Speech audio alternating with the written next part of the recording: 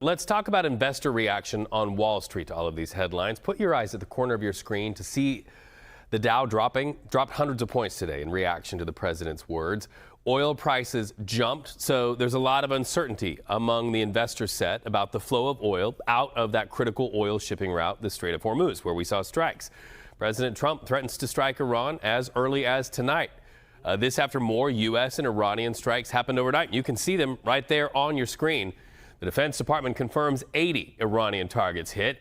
U.S. Central Command says those strikes come after Iran's Revolutionary Guard attacked 3 ships in the strait.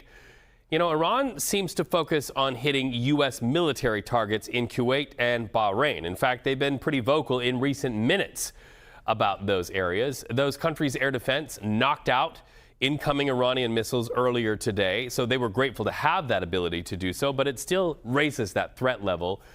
And what about the Memorandum of Understanding? It was signed just days ago between the U.S. and Iran. Think about this. I think it's over. I don't want to deal with them anymore. They're scum. You know what scum is? They're scum. They're sick people. They're led by sick people. And they're vicious, violent people. And if they had a nuclear weapon, they'd use it. As far as I'm concerned, it's over. I'll speak to our negotiators. They want to negotiate. They're good people. Steve Witkoff, Jared Kushner. But they have to come back to me.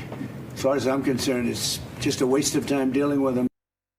So let's talk about the Iranians. This is Mr. Ghalibaf there on X. He is a top Iranian official. He warned, quote, "The era of bullying and extortion is over." He adds, "This leads to nowhere and we don't fold." So let's go live to Robert Murrett. He's a retired Navy vice admiral and professor at Syracuse University. There are some big words thrown around today from Iran, also from the President of the United States. What are you watching out for? Because we heard the president say if he wanted to, he could strike Iran as soon as tonight. Yeah, Reed, and I thought the updates that Nancy just provided and the other clips that you just showed are important. You know, I think there are 4 key points that have been made in the last couple of days from the Iranian perspective. You know, one of the things we always try to do in the military is put ourselves in the shoes of the people we're up against. And the things that I think they're most concerned about were the attacks that we already had. And as you said, the president has telegraphed there might be more tonight on Iran.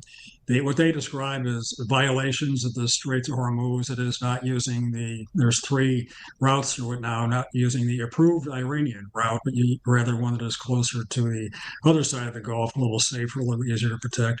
There are concerns about Lebanon. And then the 4th one, Reed, that I think is probably as significant as anything else that kind of got lost in the news the last couple of days, is that the oil sanctions that we have against Iran, which were part of the Memorandum of Understanding, are back in force. And that was a huge financial windfall for Iran that they no longer have. And I think that's probably, in terms of long negotiations, one of the most significant developments we've had in the last few days. I also want to ask you about Iran's military capability. Anytime we hear anything that ranges from saber rattling, which we've heard even in recent minutes, and Mr. Ghalibaf right there, all the way to Iranian strikes in the Strait of Hormuz, which are why the U.S. military said they hit back, using the president's words. I often also hear the president say, we've decimated the Iranian military. But have we?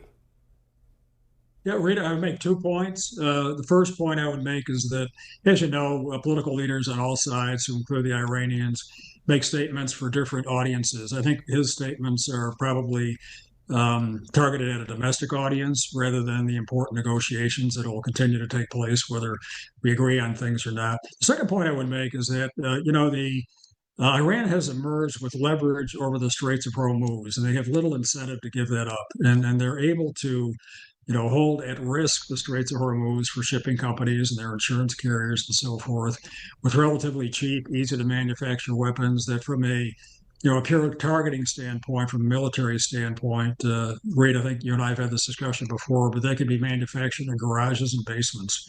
And trying to wipe out their ability to have some kind of military capabilities, unmanned vehicles of various types to hold the Straits of Hormuz at risk is going to be a huge challenge. Robert Murrett, certainly the hours ahead with President Trump saying he could hit Iran tonight will be crucial. I'm so grateful to have your service to our country informing our conversation today. Thank you so much.